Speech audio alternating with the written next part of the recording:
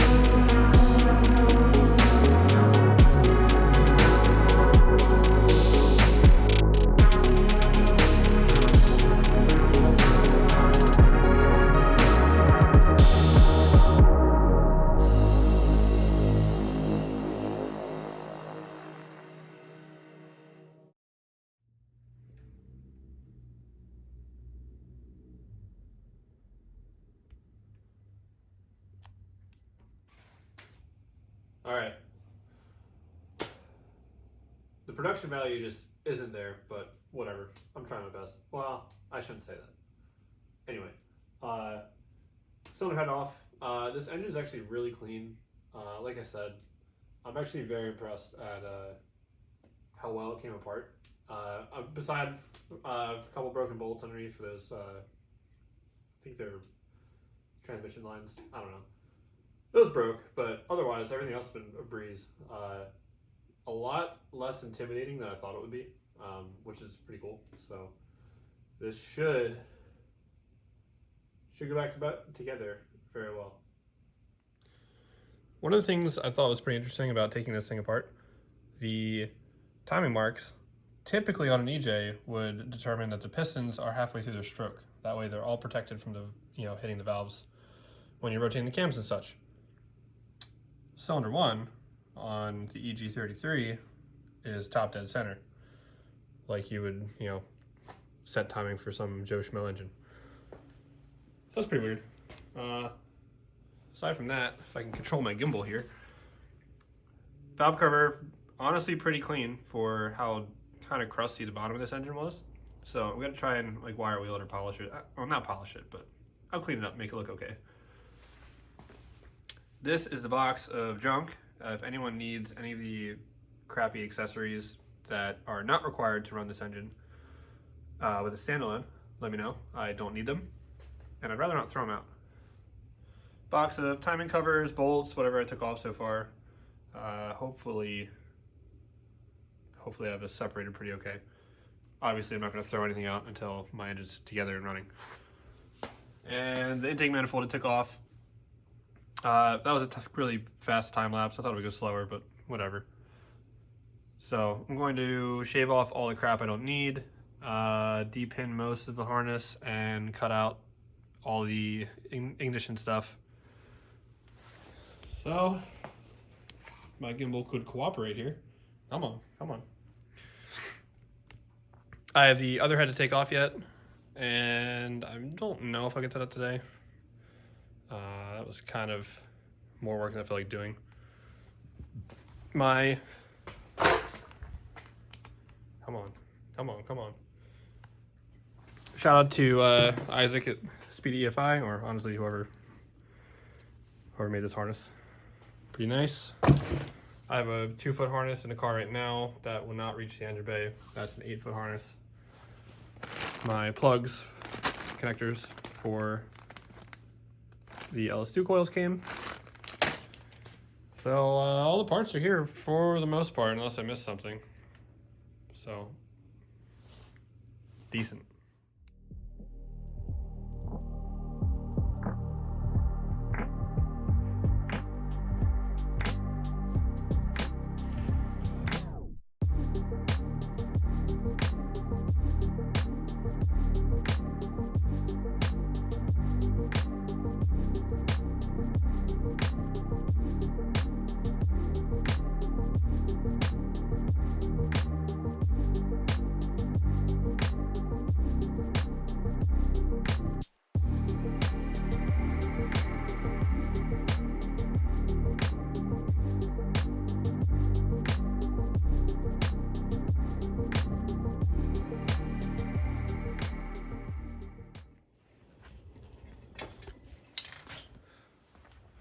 So the plan is the speed we know right now.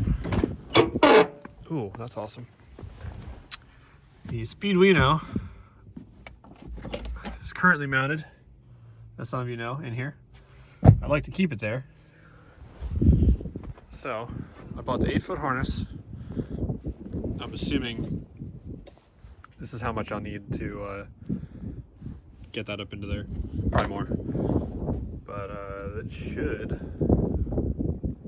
be able to reach just about everything. And I won't need all these wires, so I'm going to be trimming back a ton. But the EG33 sits about the same spot. Obviously more forward because it has 2 more cylinders, but that definitely should not be a problem.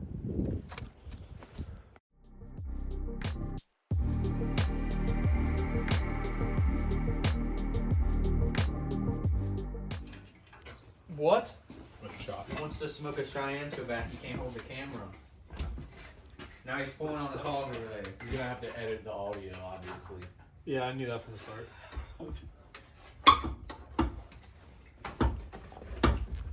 What are caught on? Should we light candles? Mm-hmm. Full seance. Alright, restart the video. Nah, just uncut gems. This is Uncut gems. This is the content for the YouTube channel. So Yeah, I'm just wondering though, isn't this car gonna curse you now because you're ripping out his heart? no. This isn't the original heart, brother. It's my original heart. Why are we stuck? Maybe this motor's gonna curse you now. Good. Good. Yep. Damn, I felt that. 1G thing. What?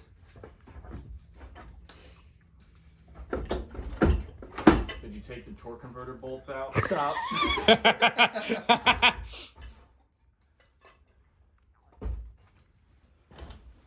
Don't pull a gym where you gotta pull out the 20-foot ladder to climb on top of the car.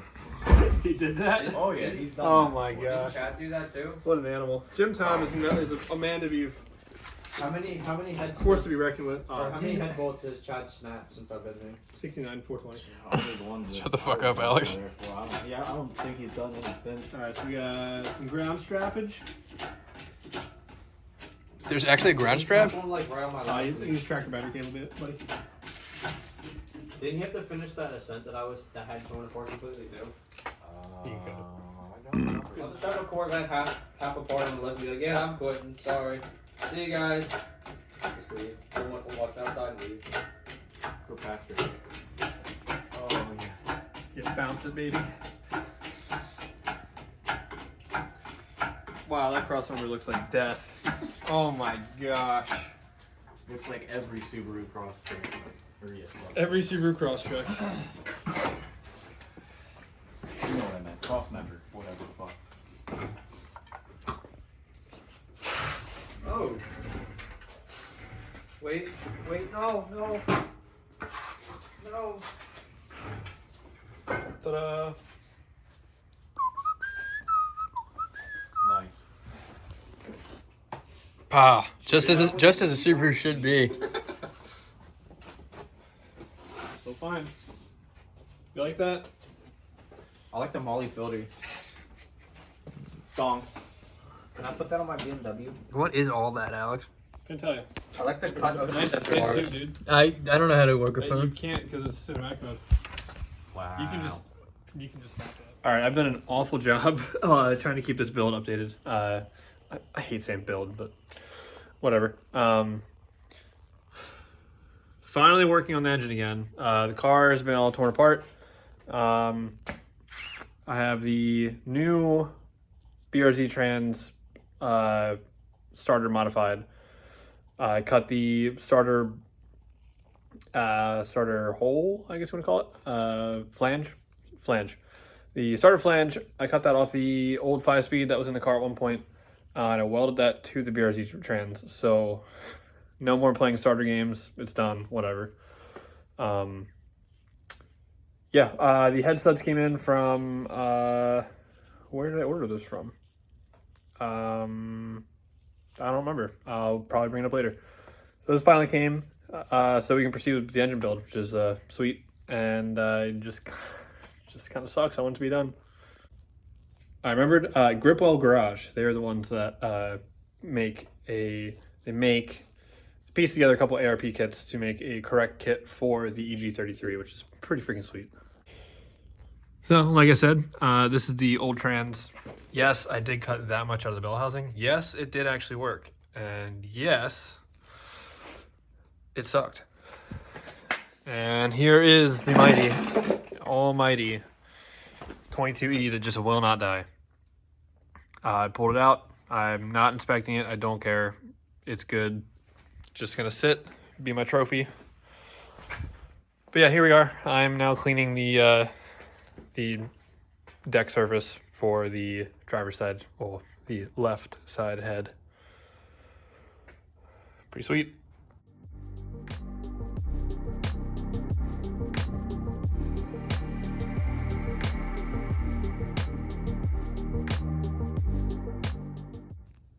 All right, I got this head on with all the ARP studs. I took some pictures up. I think I'll insert those. All torqued down, and now I'm doing the painstaking part of cleaning out the hydraulic lash adjusters. So these, honestly, you just get some pliers, and it's super simple. All I have to do is pull the centers out, and then these pieces come apart. I'm going to try and make this as comprehensive as possible. So, grab your normal, fresh out of the head. It's kind of annoying because there's not much of a lip to grab here. But you slowly, I find it works best if you slowly wiggle it. There's not much of a lip to grab. This one's the worst I've had yet, actually. Of course, it's the one I'm trying to record. Pull it out. It came out a little bit. Oh, I hate that noise. It's not good. All right. So, got that out. I put this part in the fresh oil, dump the old oil out. Can marinate. Now this guy. This is a one-way check valve with a spring inside. This is the part that actually controls the lash. So this is full of grossness and all sorts of debris from who knows how long, because it's a check valve, so oil can easily go in, but it does not come out. So theoretically it comes out a little bit. So, but you know, so dunk this in the new oil, whatever. Kind of rinse it off. Dump it out. So there's not a whole bunch in there to fight. Realistically, it'd be the best if you had like a more of a solvent oil-based type deal, like WD-40. Now notice how nicely it goes together. That's the way it should be. Take this guy. Again, you want all of the old oil out, or at least diluted. I'm being really lazy about this, so take all this with a grain of salt. Bam. I'll fill it up. Why not? Put your pieces in. Don't let them fall apart. And bam. Now, find the hole where the oil goes in. Hopefully you can see that. It's kind of shiny, obviously. And then you want to put that down in here. Now, I'll see if I can get a better shot on the next few after my hands are clean. But now you want to prime it. So you squeeze it until all the air comes out. This one went really fast because I pre-filled it. And it's nice and solid. No air coming out. Bam. Good to go. Drop that in the head. On to the next one. All right. All nice and zoomed in. So grab one of these I already took apart. So again, pull the core out. This has all the old oil in it. Oops, sorry. All right. Pull this open. Do not drop that spring. If that spring's gone, you need to buy a new one or find a source, new source. Sorry, I'm trying to keep this in frame. It's very difficult. Dilute the oil. Get some of the fresh oil in if you can. Like I said before, it would be preferred to use something like WD-40 or some other oil-based solvent. Put it back together. It's a very tight fit, so you have to get it perfect. Not that it's that difficult. It only goes, you know, at one angle. Get some fresh oil in this. All right. Put it together. All right. And now we find, there's the hole.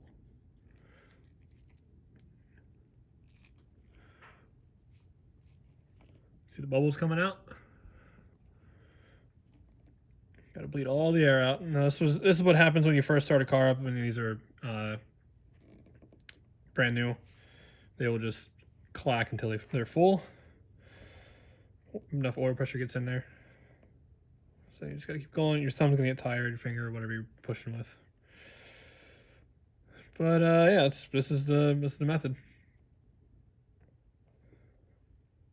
This one's taking a lot more oil than the last one I just did. Only really comes out 2 or 3 bubbles at a time. So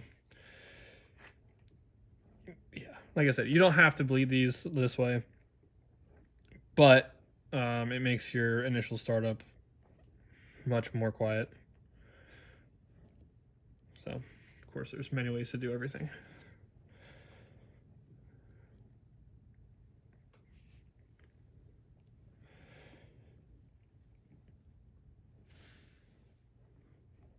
All right, got all the bubbles out. Just like that. Alrighty, they are all in. All of them move nice and smoothly. Wasn't too painful. My thumb's a little sore, but decent. I'm gonna call it quits for the night because I've totally forgot to set the preload for the gear here. So not a big deal. I'll build a tool for it unless one of my Company 23 tools fits. So that is that. Not bad. Trying to edit the video and realized I never made an outro. So thanks for watching. subscribe if you like it. Hopefully I can up the production value at some point soon. But for now, it is what it is. Pester me if I don't put a video out because I need to document this stuff. So cool. Thanks, guys.